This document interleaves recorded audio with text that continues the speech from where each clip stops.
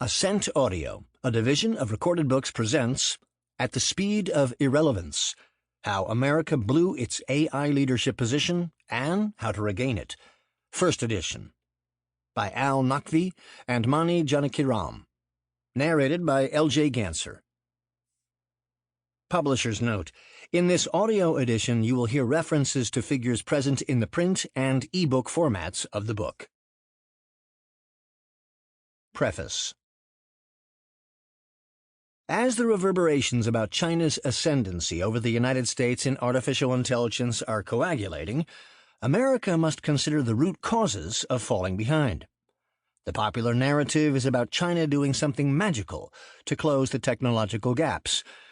This book argues that America is losing the AI competition not because China is doing something extraordinary, but because of America's national strategy for AI is flawed. There are many books on AI. There are many books on China's rise, but there is no book that explains why America is lagging in AI. Developing that perspective requires taking a bold stand and applying critical thinking. We observed an overwhelming concern about China's rise in AI. From the Congress to agencies, the threat of China's advancement in AI has led to rapid and hasty reactions and policies. But none of those reactions have taken a critical approach to uncover what are the root causes of falling behind. The American Institute of Artificial Intelligence captures the adoption of AI across economies, industries, governments, companies, and agencies. Professor Naqvi is the CEO of AI and has authored several books on industrialization of AI.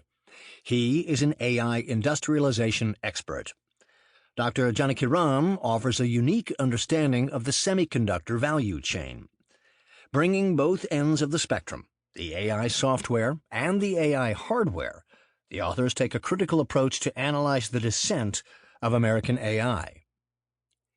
In our discussions with many Americans knowledgeable about the AI competitive dynamics, we observed tremendous unease about the Chinese AI advantage and the damage it will cause to American competitiveness in the long run. We do not believe that ignoring what has transpired in the past will restore the future. Unless corrected, the mistakes of the past will shape the future. America will struggle to rise back up to the leadership position, and that will impact every other aspect of nation-building, from political turmoil to economic decline, and from social meltdown to national security collapse. AI has the power to impact all aspects of human life and institutions. Loss of leadership in AI implies a loss in everything else. Despite the importance of this technology, little planning went into how AI should be launched and socialized in America at a national level. In America, the AI technology was launched with a narrative that repels rather than attracts interest, an R&D plan that constrains national adoption rather than encourage it, a national strategy that destroys value instead of increasing it. The result is a technology development model that favors monopolies and elite universities at the expense of American innovation and American public. This creates social and economic inequality, wealth disparity, poverty, and plutocracy, and it weakens democracy. The plan to restrict access to AI and to limit its nationwide growth has fallen on its face. Adversaries who may not have been liberal democracies have both liberated and democratized AI and solidified the future of their countries. America remains mired in its problems, uninterested and uninspired about the greatest change ever in the human civilization. We also argue that the fundamental R&D system is due for a change in America. America has already experienced 3 R&D systems in the 20th century. The R&D system includes both its processes and the funding model, and AI is changing both. Despite that, the investment model and approach of the Office of Science and Technology Policy, OSTP, remains antiquated. The OSTP appears as the greatest barrier to success in American AI. The office has overstepped its responsibility and has trodden into areas where it does not have any expertise: strategy development. In the end, the failed policies of OSTP are harming American national interests and giving China an easy victory. We conclude the book by recommending an alternative path. Our tone in this book is critical and at times harsh, but that is intentional. We want the audience to recognize the importance of getting this right. America must move at the super speed of relevance. Time is running out. Chapter 1. The Dawn of Irrelevance. For the outsiders, it was an uneventful, cloudy October Sunday in Washington, D.C. Over the weekend, the Washington football team had lost to the New Orleans Saints. Baltimore, another local team from the DMV area, was supposed to play on Monday. No earth-shattering news was making the headlines. 10 months after what some media outlets termed the insurrection, American media was still obsessed with the domestic ideological wars. Sound bites from politicians were making rounds. Fights over to mask or not to mask were erupting all over the country. Despite a new wave of COVID claiming thousands of lives daily, traffic in restaurants and shopping areas was increasing. Amazon had started its Black Friday sales early. America had adjusted to a new normal. But, unknown to most Americans, a fateful event had transpired that weekend. In contrast with the obliviousness of the American media, foreign media had a field day with the news about that story. As the history of this event will be written half a century from now, it would go down as probably the most solemn and depressing weekend for America. That was when Nicholas Chilan, former Chief Software Officer for the U.S. Air Force, and who oversaw the Pentagon's cybersecurity efforts, announced, in no uncertain words, the surrender of the United States in the artificial intelligence, AI, war against China. He gave an interview to the Financial Times, his first after his sudden resignation in September of 2021, and stated, "We have no competing fighting chance against China in 15 to 20 years. Right now, it's already a done deal.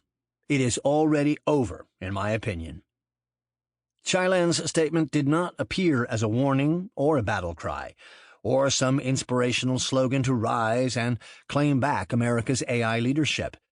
It was a cold, matter-of-fact, and outright acknowledgement that it was already too late to have any hope for sustained American leadership in AI. Chilan's capitulating comment came after he had expressed his frustration about the inertia in the government and had resigned by submitting a fierce resignation letter. His tenure with the government had lasted barely 3 years. Chilan is a naturalized citizen and had become a U.S. citizen in 2016.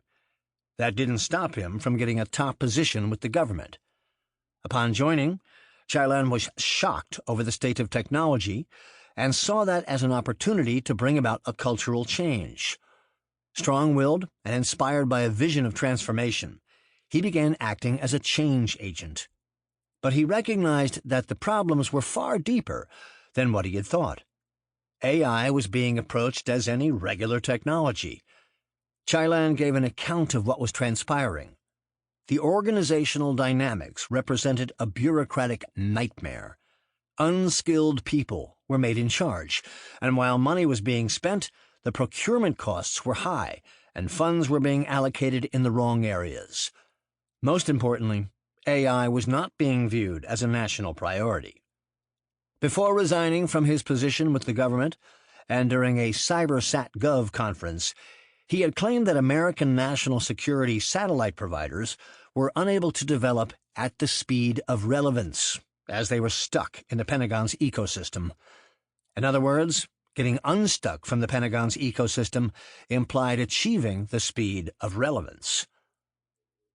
On Monday morning, after the Chilan news hit the international press, Tom Albert, a friend of the American Institute of Artificial Intelligence and an AI entrepreneur, founder and CEO of Measured Risk, video called Al Naqvi, one of the authors, and expressed his frustration. Tom is passionate about creating and mobilizing American intellects to rise and fight back against the Chinese dominance in AI. He is putting together a major initiative to inspire American investors and entrepreneurs to develop more advanced AI capabilities. Tom carries a genuine smile and has a great sense of humor. He jokes frequently and laughs loudly. But his voice changes and his face turns red when he starts talking about the lack of visionary leadership for AI at the helms in America. With his fists clenched and teeth gritting, he complains about how America is self-inflicting this catastrophe upon itself. Several minutes into the conversation, he asked Al-Naqvi the name of the book that Naqvi was co-authoring. Al-Naqvi responded that the name of the book was At the Speed of Irrelevance, and that made Tom smile, and he said, "It would have been immensely funny if it wasn't so tragic." Tom and Al talked for over an hour, and Tom felt this book will be critical to drive hope and to inspire the nation.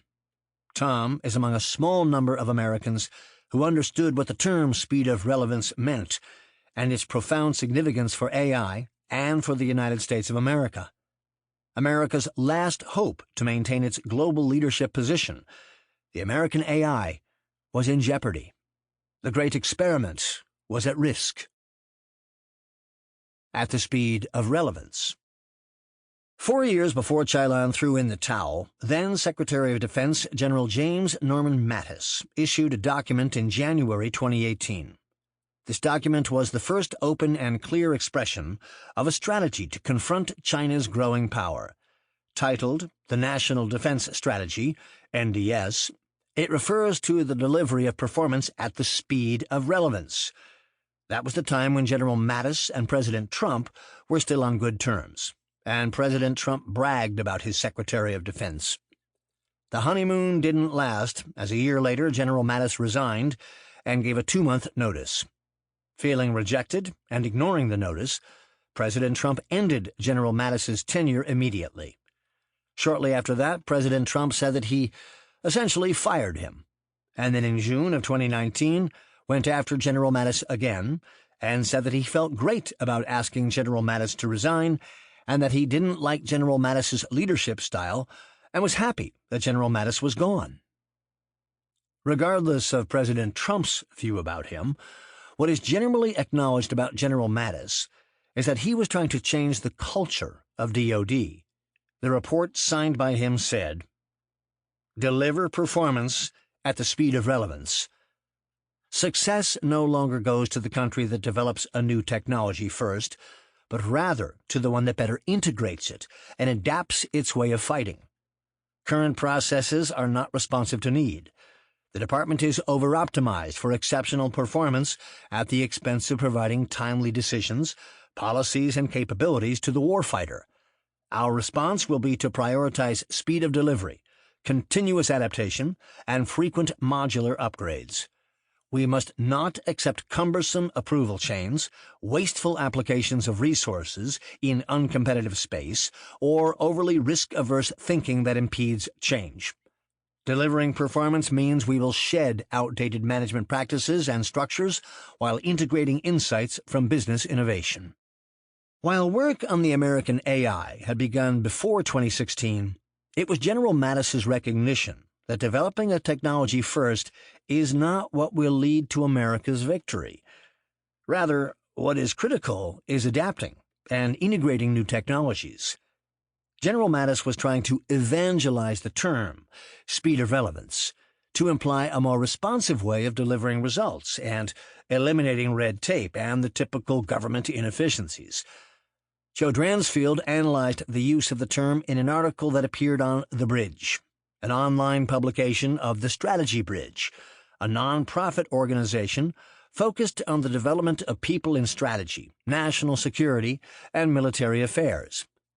Dransfield pointed out that Mattis had also used the term in his written statement to the House Armed Services Committee on February 6, 2018, and described it as his aspiration to move the Department of Defense to a culture of performance and affordability that operates at the speed of relevance.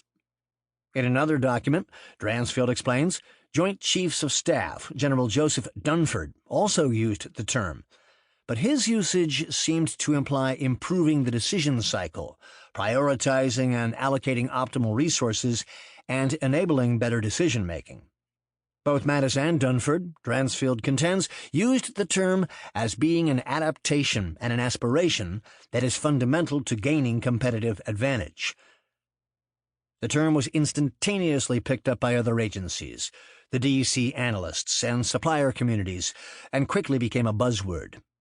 Dransfield, and Chilan's later statement, clarified that the U.S. Air Force used it to signify technological transformation. The U.S. Army interpreted it as human aspects of the speed of relevance.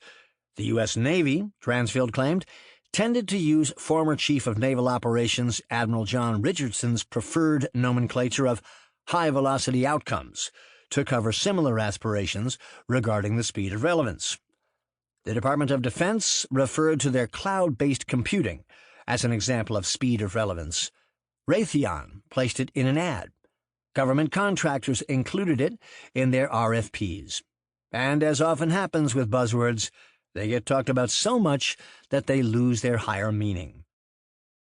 General Mattis is not an AI expert. Neither is General Dunford.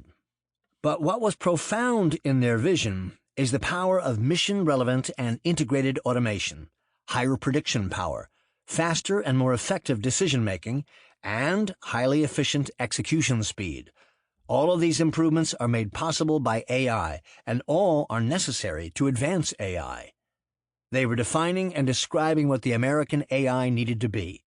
They were setting a challenge for the nation. The American AI Initiative was born. The American AI Initiative is America's strategy and plan to maintain and expand America's lead in AI. It was supposed to be the game changer. It was America's response to a rising threat from adversaries and competitors. It was the need of the hour. It could have been a vision truly based upon an unpoliticized America First thinking. But speed of relevance cannot result from pursuing sporadic AI projects and pushing buzzwords in one or two organizations, for example, the DoD. It cannot materialize by fanning out mindless R&D and blindly pumping money into research without having a corresponding industrialization and economic strategy. In addition to focusing on science and technology, it requires approaching the transformation from an industrialization mindset. It needs building an ecosystem of interdependent technologies and capabilities, a meticulously developed national strategy that is articulated to inspire and mobilize the nation, a favorable economic structure, and an entire economy based on AI. It needs an economy-wide change in all areas of commerce and industry. It requires AI to emerge as a social force that gives energy to the nation. 3.5 years after General Mattis presented his strategy, a new U.S. Secretary of Defense, under a new administration, General Lloyd Austin, proudly claimed that 600 AI efforts were already underway in the Pentagon, and that would accelerate the Pentagon's adoption of AI. General Lloyd saw AI as somehow related to projects, initiatives, and use cases. And this is where America is continuing to fail in architecting its national AI strategy. America is not thinking big enough. AI is not just a technology. It is paradigm change in the economy, science, society, politics, and human civilization. A change of that magnitude cannot be managed by pushing projects and initiatives. As any other revolutionary technology, AI also requires developing industrialization plans, supporting infrastructure, processes for social and business acceptance, maps of value creation across sectors and industries, social sense-making and meaning construction, leadership that inspires the nation, and designs that help with diffusing the technology. But the American AI Initiative had none of that. It was growing up in an orphaned state, and even worse, as a hated and undesirable technology. Chilan is right. Retired military professionals with no background or experience may not be able to do it, but neither can software experts. Big tech firms, opportunistic professors, or leading AI technology experts from top universities. AI planning requires a strategic perspective, and that in turn needs a national-level, all-inclusive, sector-by-sector industrialization planning with a singular focus on building American capabilities. Above all, it requires a patriotic positioning.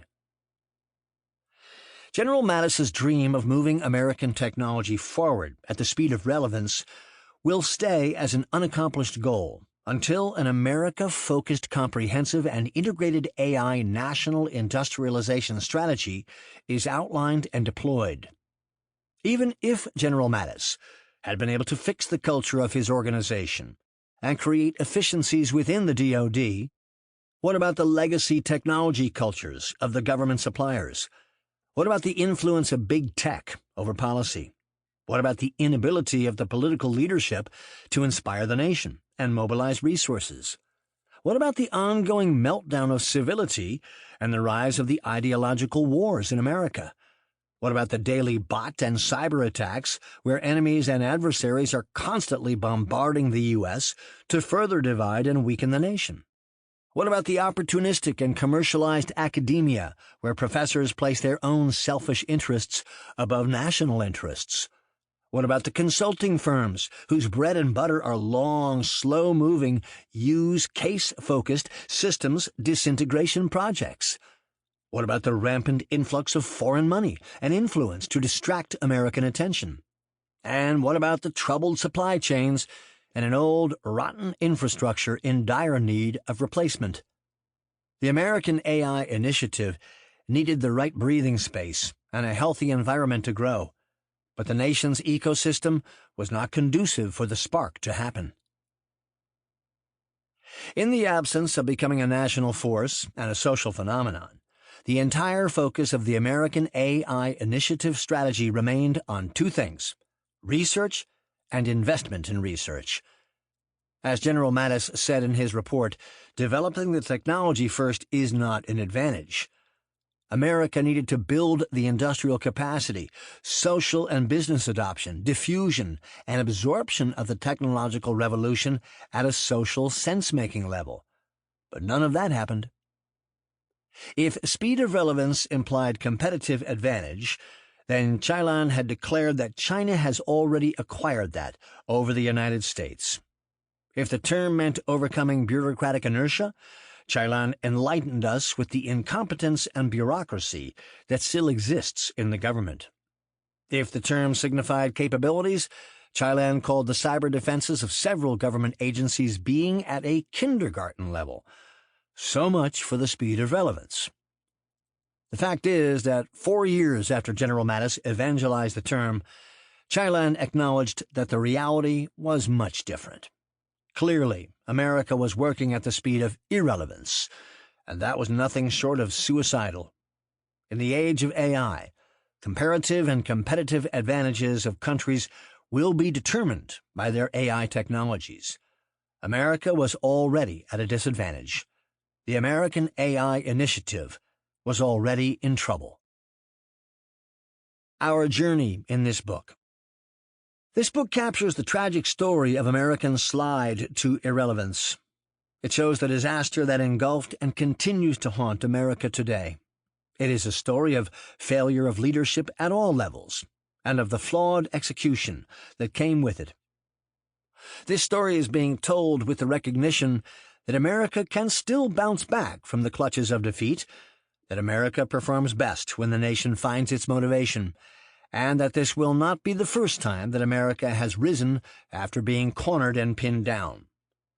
Although we do claim that this will be America's toughest and greatest fight ever, we believe, with Churchill's spirit, this could be America's finest moment ever. With that in mind, we begin the story of how America ended up in this dilemma. We have made two simple arguments in this book. First, we argue that most of the newly emerging problems in America are arising due to one and one reason only: the failure to adopt AI strategically. Ironically, both the identification of and the solutions to such problems are dependent on AI. Consider the following. Supply chains. There are now cracks emerging in the American supply chains. The infusion of automation technology at some levels in the value chain, and not at others, is creating problems. These problems will likely become out of control. Haphazard deployment of AI is not strategic. The problems are exacerbated by the technological rivalry with China, another problem rooted in the lack of strategic adoption of AI. AI deployment is not real.